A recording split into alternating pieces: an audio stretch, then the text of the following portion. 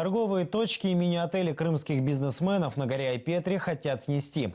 Оккупационные власти приказали убрать более 100 заведений с плато Айпетри. У предпринимателей нет необходимых разрешений для ведения бизнеса, но уходить они не собираются. Вот это страшилище, которое там расположено, оно уже, надо все это прекращать. Тем более я вам могу сказать, что все собственники этих всех строений, сооружений уже окупили их и не единожды, в данном случае все свои вложения.